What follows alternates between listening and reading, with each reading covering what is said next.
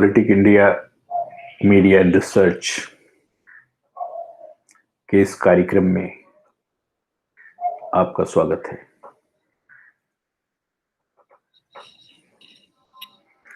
आज हम लोग नए कृषि कानून और उसके खिलाफ चल रहे किसान आंदोलन पर चर्चा करेंगे।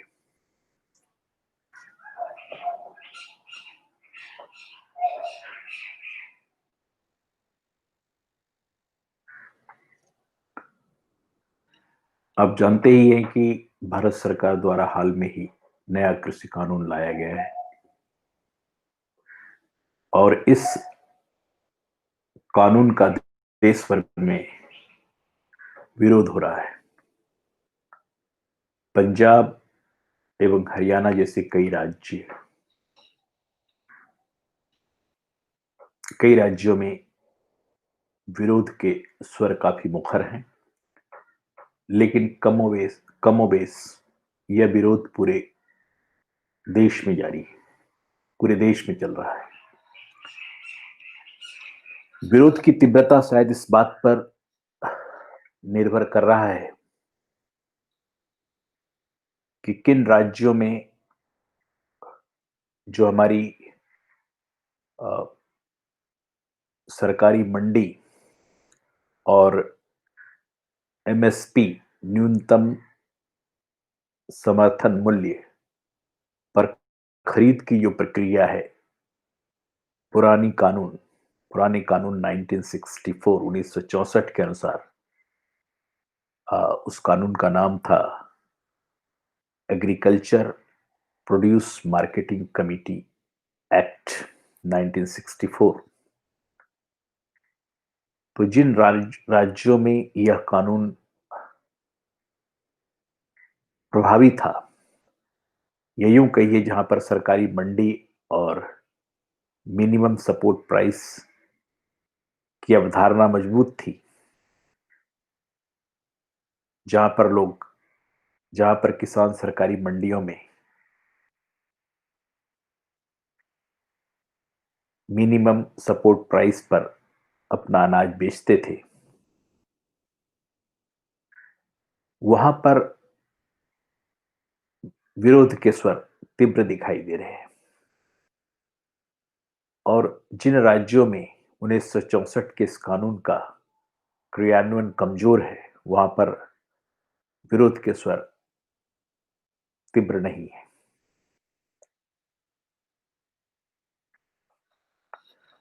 ऐसा लगता है कि जहां पर सरकारी मंडी और मिनिमम सपोर्ट प्राइस की अवधारणा की समझ किसानों में नहीं है, इसके गुण दोष या फिर इसके लाभ और हानि के बारे में नहीं समझ पा रहे हैं, वहां पर इस नए कानून के प्रति भी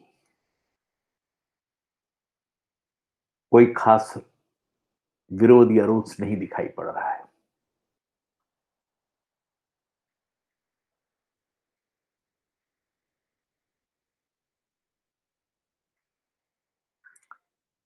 उसके साथ ही जिन राज्यों में किसानों की मजबूत यूनियन है या फिर वहां कृषि से संबंध रखने वाली स्वयंसेवी संस्थाएं सक्रिय है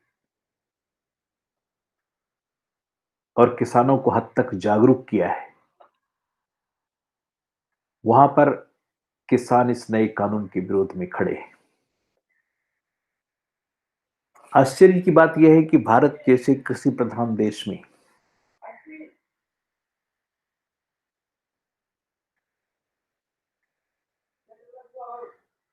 में भी कभी कृषि उत्पादन, कृषि मुनाफा, खेती पर किसानों का नियंत्रण जैसे विषय चुनाव के मुद्दे नहीं बन पाए।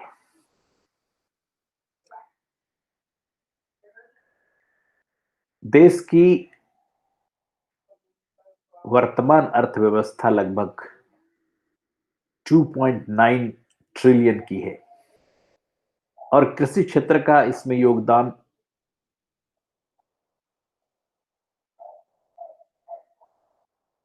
लगभग 15% है।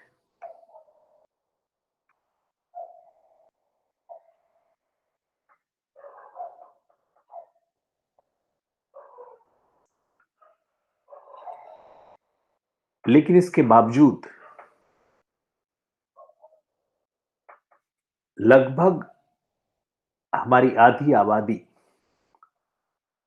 कृषि कार्यों से जुड़ी हुई है, या यूं कहिए कि उनकी जीविका कृषि पर निर्भर है। अर्थव्यवस्था में मात्र 15% के योगदान के बावजूद हमारी कृषि व्यवस्था हमारी अर्थव्यवस्था की रीढ़ है, क्योंकि लगभग आधी आबादी कृषि पर निर्भर है।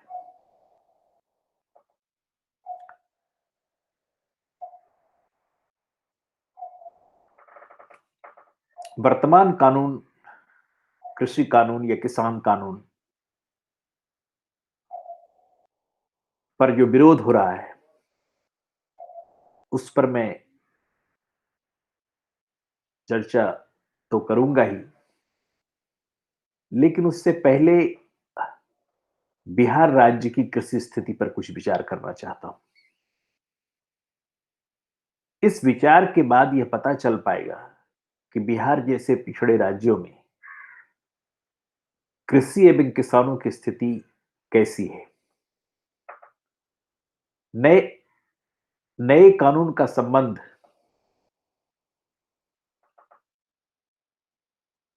कृषकों के आय बढ़ाने से है। इस बिल को लाने का मकसद ही यही था, या यही है कि किसानों की आमदनी बढ़ाई जाए। केंद्र की वर्तमान भाजपा सरकार ने 2019 के आम लोकसभा चुनाव के समय अपने मैनिफेस्टो में वादा किया था कि सरकार में आने के बाद किसानों की आय दोगुनी कर देंगे, या किसानों की आय दोगुनी करने के प्रयास करेंगे। और इसी प्रयास का यह हिस्सा है, यह नया कानून इसी प्रयास का हिस्सा है।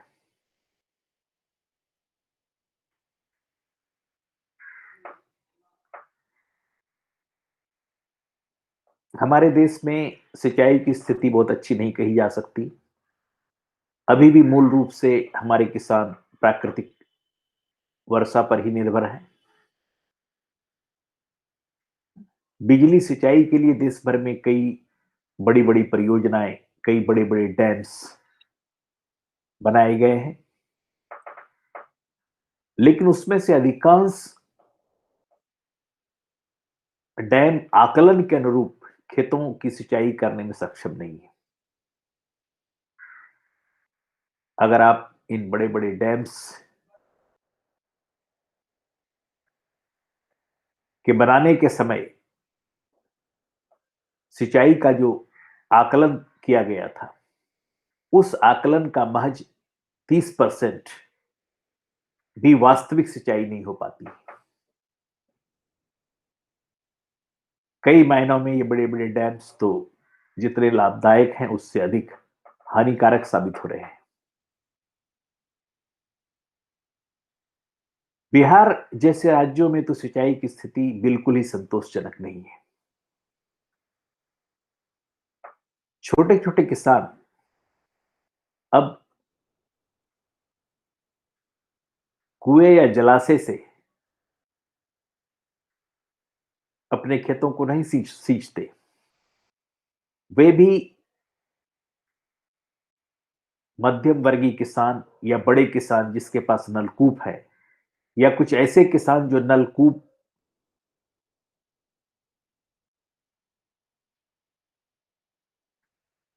नलकूप ही जिनके आय का साधन है, उन्होंने एक दो नलकूप लगा रखा है और वो पानी, सिंचाई के लिए पानी बेचते हैं।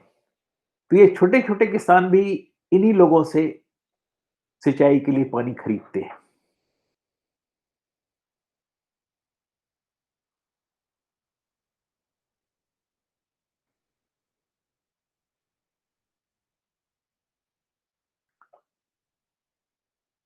खाद और कीटनाशकों की कीमत, जो कि आधुनिक कृषि का अभिन्न अंग है, ऑर्गेनिक फर्टिलाइज़र और इंसेक्टिसाइड, इसका इस्तेमाल आधुनिक कृषि के लिए तो करना ही पड़ता है।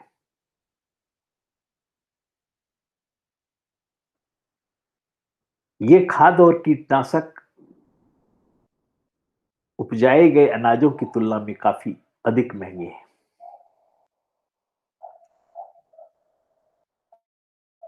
अब तो कंपोस्ट भी मार्केट में इन केमिकल फर्टिलाइज़र्स से अधिक कीमत पर बेचे जाते हैं। इसका भी एक ऑर्गेनाइज़्ड मार्केट है। कई कंपनियाँ कंपोस्ट और जैविक खाद बेचती हैं। असल में अब छोटे किसान भी खेती के लिए हल और जानवरों का इस्तेमाल करते नहीं। इसलिए कंपोस्ट के नाम पर जिस गोबर से वो कंपोस्ट तैयार करते थे, अब वो गोबर मिलती ही नहीं। इसलिए पूरे तौर पर वो अब रासायनिक खाद या मार्केट से खरीदे गए ऑर्गेनिक फर्टिलाइजर्स या फिर इंसेक्टिसाइड पर निर्भर है। और इन सबों की कीमत आसमान छू रही है। और खास करके जो हमारे फार्म प्रोड्यूस हैं, जो पैडी है, धान है, गेहूं है, मक्का है, इसकी तुलना में काफी अधिक है। आमतौर से खेत में डाले जाने वाले जो खाद हैं वो यूरिया है, पोटास है, फॉस्फेट है, या फिर कई तरह के मिश्रित खाद भी हैं, जिसकी कीमत इन सामान्य खादों से थोड़ी अधिक है। लेकिन कुल मिलाकर के देखा जाए तो खाद की कीमत 25 से 30 रुपए किलोग्राम के बीच है।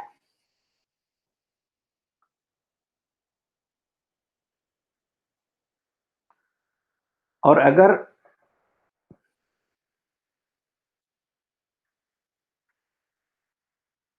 इस देश में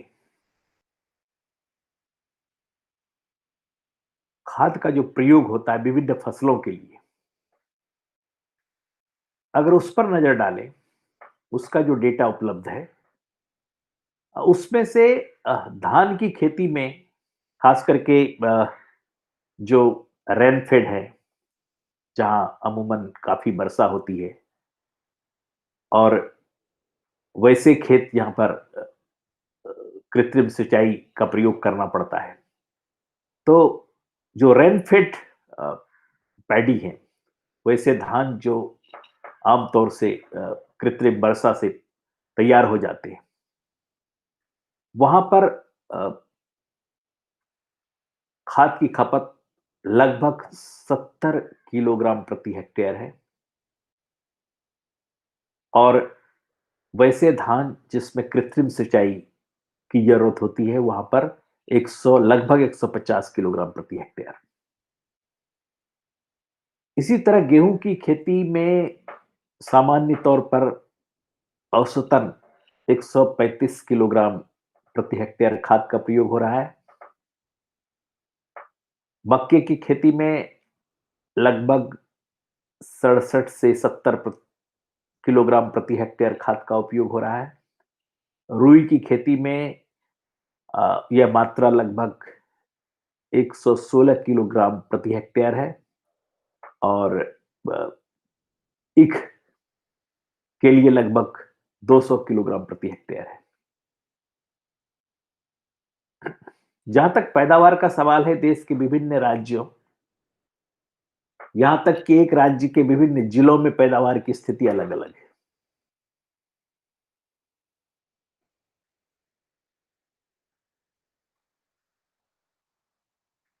गांव कनेक्शन पोर्टल पर उपलब्ध जानकारी के अनुसार बिहार में धान की अधिकतम अ, बिहार में धान की पैदावार को 3 श्रेणी में बाँटा गया है। वैसे क्षेत्र जहाँ धान के अ, सबसे अधिक पैदावार होते हैं, दूसरे तरह के क्षेत्र जहाँ पर पैदावार मध्यम है और तीसरा जहाँ पर की पैदावार सबसे कम है। तो वैसे क्षेत्र जहाँ की पैदावार सबसे अधिक है, वहाँ पर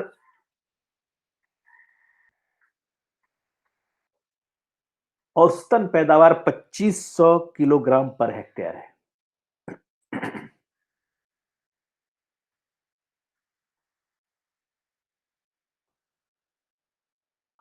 अगर हम बीघे और कट्ठे में बात करें,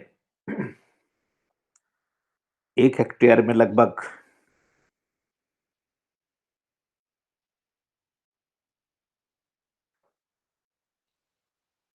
4 बीघा जमीन होता है। तो अगर 1 कट्ठे में हम कह सकते हैं कि 31-32 किलोग्राम धान की फसल होती है, उन क्षेत्रों में जहाँ की पैदावार सबसे अधिक है। और हम जानते हैं कि किसी भी फसल की खेती विभिन्न चरणों में की जाती है। मिट्टी की तैयारी, बीज की बुवाई या फिर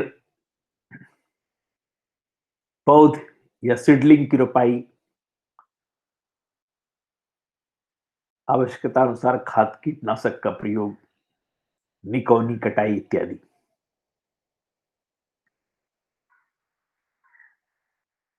छोटे किसान तो इसमें से कई कार्य खुद से कर पाते हैं, क्योंकि उनके पास खेत कम होता है, तो वो और उनके परिवार के कुछ सदस्य मिल करके इस कार्य को कर पाते हैं खुद से। लेकिन कई कार्यों के लिए उन्हें अ, कृषि कामगारों का, कृषि मजदूरों की मदद लेनी पड़ती है। और सबसे आश्चर्यजनक बात तो ये है कि अगर 1 कट्ठा फसल को उपजाने में कोई किसान 10 दिन का मेहनत करता है या 20 दिन का मेहनत करता है या 5 दिन का मेहनत करता है या उसके परिवार के लोग मेहनत करते हैं, तो इस मेहनत का मेहनताना वो व्यय में जोड़ते ही नहीं। वो केवल उन्हीं खर्चे को जोड़ते हैं जो कि खाद पर खर्च होता है, जो कि बाहरी मजदूर पर खर्च होता है, जो कि पानी पर खर्च होता है,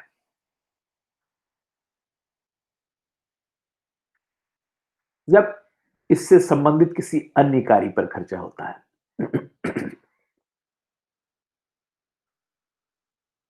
तो अगर आप 1 कट्ठे का हिसाब करें और ये मान लिया जाए कि पूरे एक फसल को उपजाने में, धान को उपजाने में 3-4 महीने जो लगते हैं, उसमें मान लिया जाए कि 2 दिन की मजदूरी को जोड़ लिया जाए। ज़ाहिर है उसमें कई दिन लगे होंगे, लेकिन केवल 2 दिन की मजदूरी को अगर जोड़ते हैं हम, तो ये सामान्य रूप से 400 से 500 रुपए के बीच आता है। कभी-कभी सीज़न पर 600 रुपए भी आ सकता है। और यह मान लें कि उस किसान ने उस 1 कट्ठे में 1 कट्ठा धान उपजाने में 1 किलोग्राम खाद का प्रयोग किया है। तो उसमें भी लगभग 25-30 रुपए के खर्च आएँगे। इस तरह उसका खर्च लगभग 4 सवा 400 रुपए आ रहा है। उससे अधिक ही, कम तो किसी भी हालत में नहीं। और जबकि मात्र 2 दिन के मजदूर का खर्च जोड़ा गया है। अब जो उसमें धान उपज है, जो अधिकतम औसत दर है, उस हिसाब से 31-32 किलो धान वो पैदा करेगा। और बिहार में जो धान का प्रचलित दर है अभी, अच्छे क्वालिटी के धान का, सामान्य अच्छे क्वालिटी के धान का, ₹1300 प्रति क्विंटल है। तो इस तरह 30-32 किलो धान का कीमत लगभग ₹450 होता है, ₹416 के आसपास आता है। तो इस तरह आप देखते हैं कि ₹416 से अधिक खर्च उस एक कट्टे धान को उपजाने में है, एक कट्टे धान के उत्पादन पर है। जबकि उस व्यक्ति ने, उस किसान ने अन्य कई खर्चे को उसमें जोड़ा ही नहीं। तो इस तरह हम कह सकते हैं कि वैसे क्षेत्र जहां पर कृषि, जहां पर धान की पैदावार सबसे अधिक है, वहां भी किसानों को कोई फायदा नहीं खेती से, या अगर कुछ बड़े किसानों को फायदा हो भी तो मार्जिनल।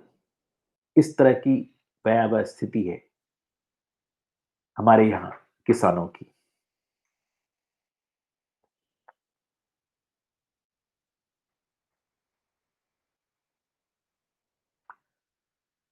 अगर बिहार की मंडी व्यवस्था पर एक नजर डालें तो ये पता चलेगा कि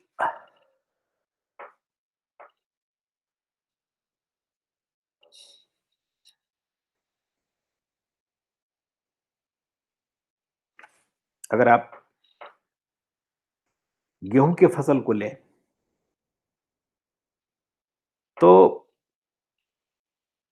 17-18 में, 2017-18 में 2000 मीट्रिक टन गेहूं की खरीद की गई थी, जो कि टोटल उत्पाद का महज 0.29% है, 0.29% है। उसी तरह 18-19 में 17,504 मीट्रिक टन गेहूं खरीदा गया, जो कि कुल उत्पाद का 0.027% है। 2019-20 में महज 2,815 मीट्रिक टन गेहूं खरीद हुई, जो कि कुल उत्पाद का 0.046% है। और उसी तरह 20-21 में मात्र 5,000 मीट्रिक टन गेहूं खरीद की गई, जो कि कुल उत्पाद का 0.081% है। तो ये स्थिति है हमारी मंडियों का कि कुल उत्पाद का 0.08%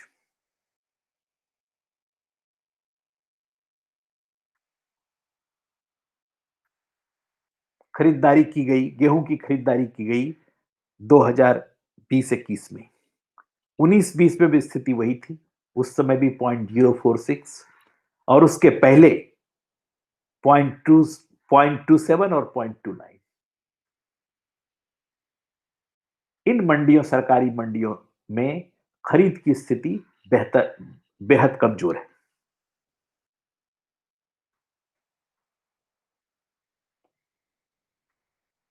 अगर धान को देखें तो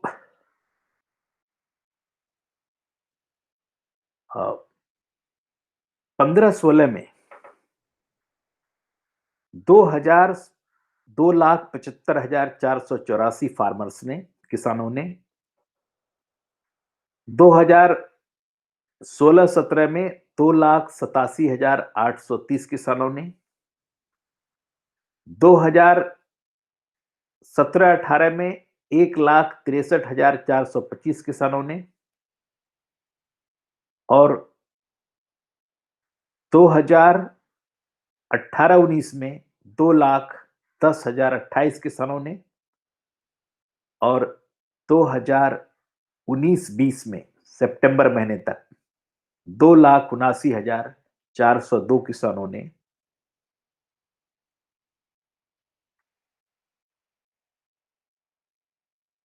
धान मंडियों में बेचा और मिनिमम सपोर्ट प्राइस प्राप्त किया।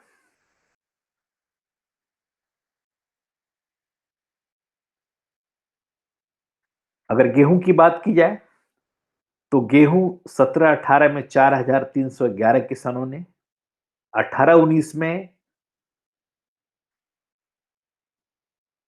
लगभग 5,000 किसान, सॉरी 554 किसानों ने, और 19-20 में 1,002 किसानों ने मिनिमम सपोर्ट प्राइस प्राप्त कर अपने अनाज को मंडियों में बेचा, गेहूं को मंडियों में बेचा।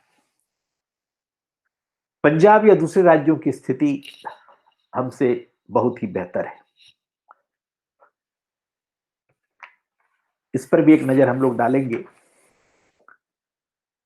कि जहां तक गेहूं के खरीद का सवाल विभिन्न राज्यों में है, अगर मध्य प्रदेश में हम देखें तो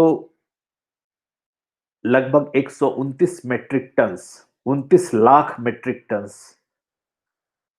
गेहूं प्रोक्योर किया गया, और लगभग 16 लाख किसानों ने इसका फायदा पाया। अगर पंजाब को देखें तो पंजाब में 127 लाख मेट्रिक टन गेहूं खरीद की गई, ये 2021 का डेटा है, और लगभग 10.5 लाख किसानों ने इसका फायदा लिया। हरियाणा में लगभग 74 लाख मेट्रिक टन गेहूं खरीद की गई, और लगभग 7.5 लाख किसानों ने इसका फायदा पाया। उत्तर प्रदेश में लगभग 36 मेट्रिक टन गेहूं की खरीद की गई, और 6.5 लाख से अधिक किसानों ने इसका फायदा पाया। राजस्थान में 22 लाख मेट्रिक टन गेहूं की खरीद की गई, और 2 लाख से अधिक किसानों ने इसका फायदा लिया। बिहार में महज 0.22, ये आधा प्रतिशत से भी बहुत, आधा 0.5 से भी का भी आधा आप कर दीजिए, 0.22 लाख मेट्रिक टन गेहूं की खरीद की गई, और 0.01 लाख, लगभग 1,000 लोगों ने इसका फायदा पाया। तो ये हमारी स्थिति है। 2021 में मंडियों में मात्र 1,000 लोगों ने, 1,000 किसानों ने गेहूं बेच करके मिनिमम सपोर्ट प्राइस प्राप्त किया, और गेहूं का प्रोक्योरमेंट कितना हुआ? 0.22 लाख मेट्रिक टन। जबकि अन्य राज्यों में, राजस्थान में 22 और मध्य प्रदेश में 129 लाख मेट्रिक टन, इसके बीच में सभी राज्य आते हैं, यहां तक कि हरियाणा, पंजाब, मध्य प्रदेश, यूपी तो चलिए बड़ा राज्य है, लेकिन तब भी वहां 36 लाख, लगभग 36 लाख मेट्रिक टन गेहूं की खरीद की गई। राजस्थान में भी 22 लाख मेट्रिक टन गेहूं की खरीद की गई, लेकिन हमारे यहां खरीद कितनी की गई है? आधा लाख मेट्रिक टन भी नहीं, 0.22 लाख मेट्रिक टन गेहूं की खरीद की गई, और मात्र 1,000 किसानों को सपोर्ट प्राइस मिला। तो ये स्थिति है हमारे यहाँ मंडियों की, सरकारी मंडियों और सरकारी खरीद की। इसलिए हमारे यहाँ जो किसान हैं, या हमारे जैसे अन्य राज्य जहां पर की सरकारी खरीद अनाजों की नहीं की जा पा रही है या नहीं हो रही है, और किसानों को मिनिमम सपोर्ट प्राइस नहीं मिल रहा है, और आमतौर पर जो है किसान खुले बाजार में अपने उत्पाद को बेच रहे हैं, और खुले बाजार में जो उत्पाद बेच रहे हैं वो भी बहुत कम कीमत पर, क्योंकि आमतौर पर छोटे किसान अपने अनाज को हार्वेस्टिंग सीजन में ही बेच लेते हैं, और उस समय अनाज की कीमत कम होती है। जो व्यवसायी हैं, जो बिचौलिए हैं, उस अनाज को खरीद लेते हैं, और फिर उसे बाहर मंडियों में बेचते हैं, या फिर अनुकूल समय देख करके लीन सीजन में उसे महंगे दर पर बेचते हैं। हाल में ही एक रिपोर्ट मैंने देखा है कि बिहार और उत्तर प्रदेश से अ, अनाजों को भर करके कई बिचौलियों से पंजाब की मंडियों में बेचने के लिए ले जा रहे थे और पुराने कानून के हिसाब से ये संभव नहीं है, ये अनैतिक है, ये इल्लीगल है और अ, उसे अ, उसे पकड़ा गया, उसे सीज किया गया।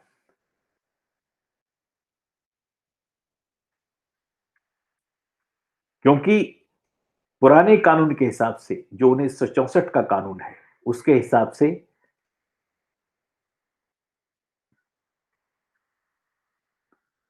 किसान के जो अनाज हैं, वो सरकार द्वारा मिनिमम सपोर्ट प्राइस पर अपनी ही मंडियों में खरीदे जाएंगे और ये अनाज एक राज्य से दूसरे राज्य में नहीं लिया जाएगा, नहीं ले जाया जाएगा और बिचौलियों द्वारा या किसी दूसरी एजेंसी द्वारा इसका खरीदा जाना वो कानून सम्मत नहीं होगा। लेकिन कई ऐसे राज्य हैं जहां पर मंडी और सरकारी खरीद की स्थिति बहुत ही कमजोर है और अमूमन लोग बाजार में अपने अनाज को औने पौने दाम पर बेच लेते हैं। जैसे कि अभी बिहार में आमतौर पर जो धान का दर है, जो मार्केट आम बाजार में दर है, लगभग वो 1300 रुपये क्विंटल है, जबकि सरकारी रेट जो है वो फिक्स किया गया है, लगभग 1880 या उसी के आसपास है।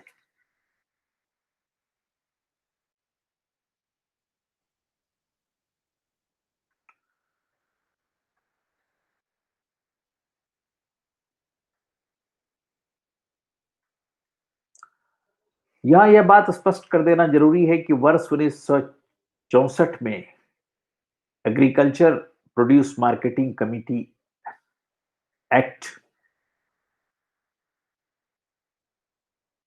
के तहत यह आवश्यक था किसान अपने उत्पादों को सरकार द्वारा संचालित बाजारों या मंडियों में बेचेंगे, जिसके लिए सरकार न्यूनतम समर्थन मूल्य की घोषणा करेगी। किसान अपने उत्पादों को सरकार द्वारा संचालित बाजारों या मंडियों की सरकार द्वारा निर्धारित समर्थन मूल्य पर बेचेंगे।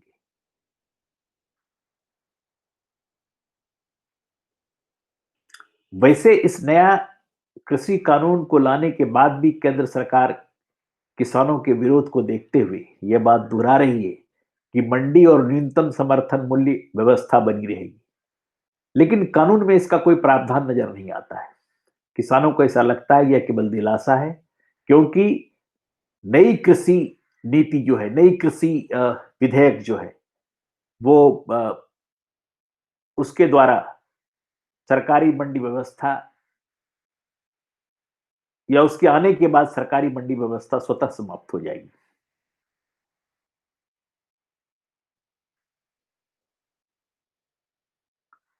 वर्तमान कृषि कानून किसानों को अपना उत्पाद देश के किसी भी हिस्से में बेचने की स्वतंत्रता प्रदान करता है।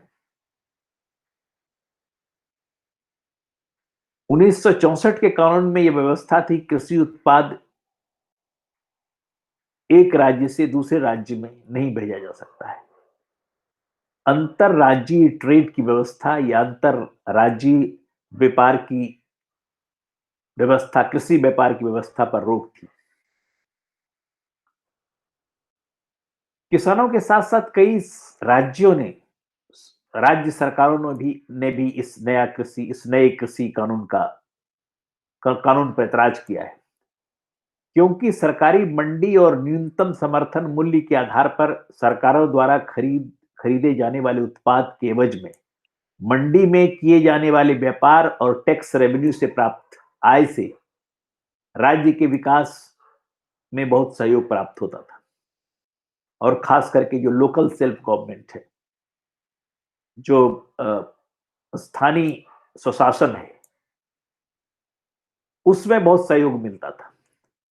लेकिन इस व्यवस्था को समाप्त करने से बिचौलिए या निजी कंपनियां किसानों के उत्पाद को कम कीमत पर खरीदेगी और बड़ा मुनाफा कमाएगी।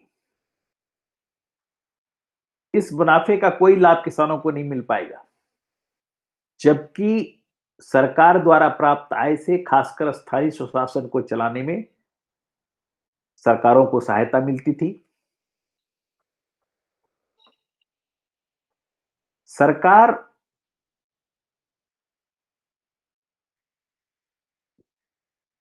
की व्यवस्था, मंडी व्यवस्था और उसमें जो न्यूनतम समर्थन मूल्य तय किए जाते थे, इसके खिलाफ किसान अपनी आवाज उठाते थे और उठाते रहे हैं। कहने का मतलब कि सरकार, अपनी चुनी हुई सरकार तक अपनी बात पहुंचाने के लिए किसान समय समय पर अपना विरोध दर्ज कराते रहे।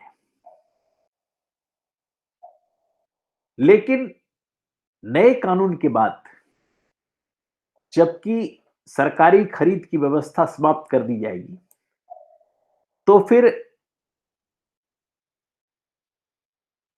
बड़ी बड़ी कंपनियां, यहां तक कि मल्टीनेशनल्स भी, जो कि एग्रो इंडस्ट्रीज के क्षेत्र में कार्य करते हैं, जो कि हमारे खेतों से रॉ मटेरियल ले जा करके कई इस तरह के खाद्य बने बनाए खाद्य पदार्थ तैयार करते हैं जो बाजारों में बड़े महंगे कीमत पर बिकते बिकते बिकते हैं। ये लोग किसानों के साथ कॉन्ट्रैक्ट करेंगे, शुरू शुरू में उनको पैसे देंगे और फिर अपनी मर्जी का खेती करवाएंगे। जिस ढंग के उन्हें रॉ मटेरियल्स चाहिए, रेडीमेड फूड आइटम्स को तैयार करने के लिए, या फिर कैंड फूड मटेरियल्स को तैयार करने के लिए,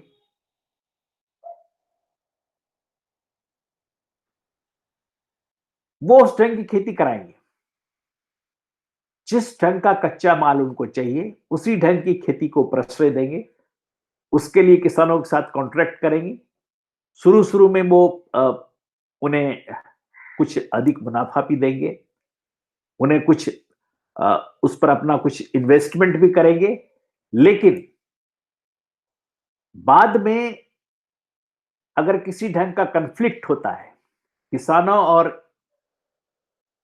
इन प्राइवेट पार्टीज के बीच में, इंडस्ट्रियलिस्ट के बीच में, प्राइवेट कंपनीज के बीच में, तो फिर किसान उसके सामने टिक नहीं पाएंगे। उन्हीं के पक्ष में न्याय होगा और फिर किसानों को बड़ी दिक्कत होगी। अंग्रेजों के समय में जिस तरह की नील की खेती करना किसानों के लिए कंपलसरी था,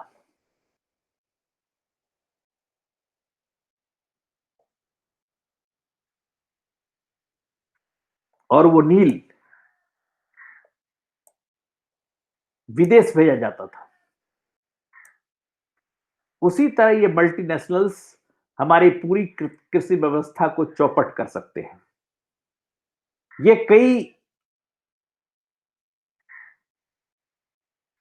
ये कई हेक्टेयर्स, हजारों हेक्टेयर्स जमीन में एक साथ मोनो फार्मिंग करवा सकते हैं, और इस मोनो फार्मिंग का असर हमारे मिट्टी पर, हमारे जल स्तर पर बुरा पड़ सकता है। ये हजारों हेक्टेयर में एक विशेष ढंग से वृक्षारोपण करा सकते हैं, जिसका उपयोग वो किसी अ,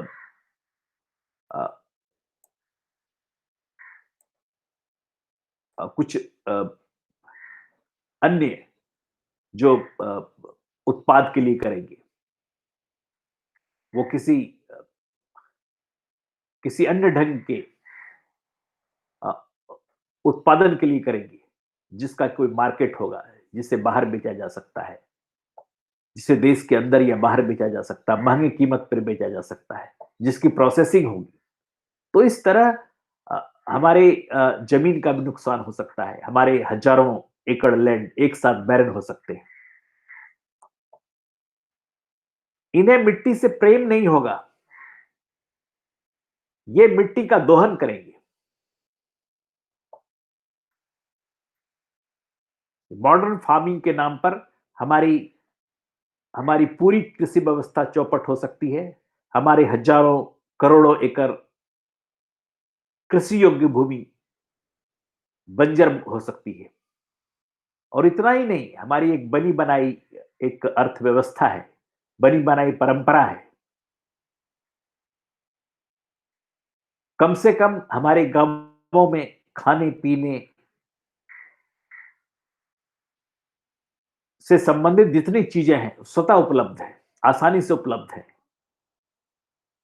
ऐसा ना हो कि इस तमाम खेतों में एक अलग ढंग के फसल उपजने लगे और फिर हमारे ही गांव के लोगों को न चावल नसीब हो, न गेहूं नसीब हो, न मक्का नसीब हो। वो हो सकता है कुछ विदेशी ढंग के कुछ पौधे, कुछ ऐसे पौधे जैसे मान लीजिए कि हमारे यहाँ जो मेडिसिन में इस्तेमाल होता है, जैसे शुगर के जगह शुगर फ्री बनाने में इस्तेमाल होता है, उस ढंग के पौधे या उस ढंग के फसल। तो इन तमाम चीजों को देखते हुए ऐसा लगता है कि सरकार को हमारी कृषि व्यवस्था को और मजबूत करने का प्रयास करना चाहिए। जो हमारी सरकार है, जो हमारी वेलफेयर गवर्नमेंट है, जो कल्याणकारी राज्य है, उसे कृषि को या कृषकों की स्थिति को बेहतर करने की कोशिश करनी चाहिए। और सबसे बड़ी बात है कि जिस परिवेश में, जिस पर्यावरण में हम रहते हैं, उसी पर्यावरण को सुदृढ़ करने का, उसी परिवेश को सुदृढ़ करने की कोशिश करनी चाहिए। सिंचाई व्यवस्था को दुरुस्त करनी चाहिए। बड़े बड़े डैम्स के बजाय छोटे छोटे डैम्स और इरिगेशन की व्यवस्था करनी चाहिए। हमारे जल जलाशय जो खत्म हो गए हैं उसको रिवाइव करने की कोशिश करनी चाहिए। और छोटे किसानों के लिए कृषि की नई पद्धति का इजाद करना चाहिए। हर कुछ बाहर के देशों में क्या होता है उसे देख करके यहां लाने की जरूरत नहीं है। हमें छोटे टीलर्स चाहिए, जो हमारे किसान जो 2 4 5 एकड़ जमीन में खेती करते हैं, उनके लिए छोटे टीलर्स, छोटे हार्वेस्टर्स, इन ढंग की चीजों की जरूरत है। या फिर पशु रखने की जो पुरानी परंपरा है उसको भी शुरू की जा सकती है, क्योंकि पर्यावरण तो पहले से ही खतरे में है। और फिर हमारे पशुधन का बिल्कुल अंत हो जाना और फिर दूसरे तरफ ऑर्गेनिक और इस तरह के कई कंपोस्ट फार्मिंग को तरजीह देना बात समझ में नहीं आती। आजकल ऑर्गेनिक और कंपोस्ट फर्टिलाइजर्स ऑनलाइन बिक रहे हैं, बड़ी बड़ी कंपनियां इसे बेच रही है। दूसरी तरफ गांव की पूरी देसी व्यवस्था ध्वस्त हो गई।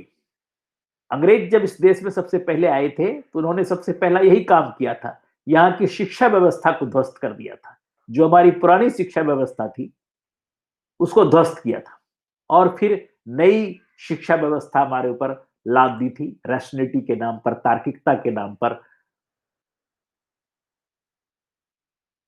बेहतर समझ के नाम पर, दुनिया को समझने के नाम पर हम खुद ही नासमझ बन बैठे। इसलिए जरूरी है कि हमारी सरकार जो वर्तमान कृषि कानून है उसमें संशोधन करे और कम से कम इतना तो जरूर ही तय कर दे कि जो भी किसानों के प्रोड्यूस को, उत्पाद को खरीदेगा उसका एक मिनिमम प्राइस होगा और उस प्राइस को तय कर दे। जो उस प्राइस से कम पर, उस कीमत से कम पर उत्पाद को खरीदता है, अनाज को खरीदता है, उसके उसके लिए कठोर सजा की व्यवस्था होनी चाहिए।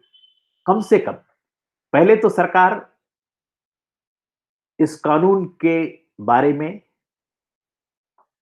दोबारा से मुआयना करे, दोबारा से इस पर चर्चा करे और कोशिश करे कि जो हमारी सरकारी नीति थी, उसे और भी सुदृढ़ करे।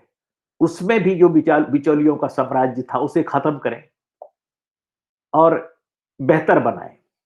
कृषि एक घरेलू उद्योग के रूप में विकसित हो, किसानों का नियंत्रण हो मार्केट पर,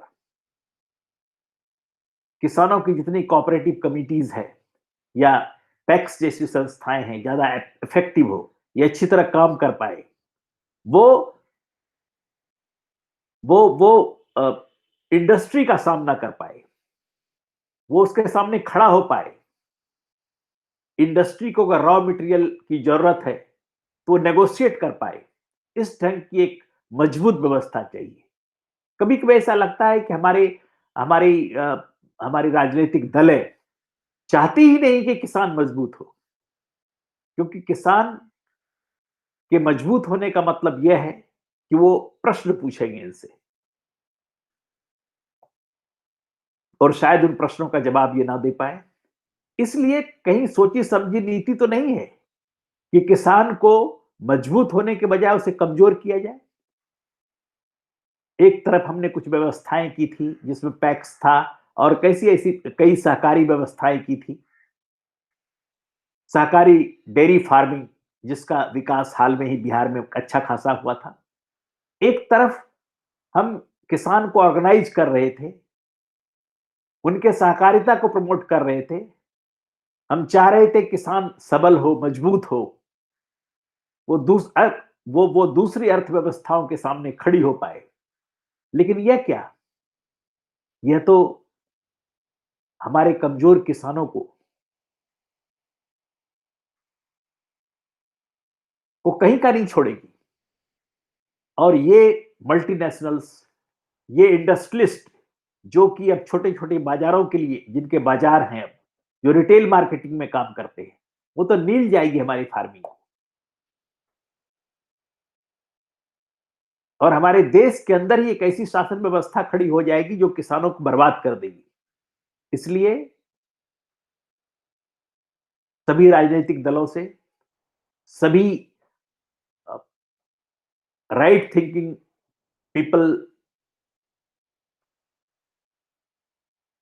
को आगे आनी चाहिए ताकि हमारे किसान सुरक्षित रहें, संरक्षित रहें और हमारी अर्थव्यवस्था, कृषि पर आधारित अर्थव्यवस्था मजबूत हो पाए और हमारे किसानों को बेहतर प्राइस मिल पाए। इस तरह नहीं, उस तरह वो खुद ही तय करें कि हमारे प्रोड्यूस की कीमत क्या होगी। और इस पर हम सबों को सोचने की जरूरत है। पॉलिटिक इंडिया की ओर से धन्यवाद।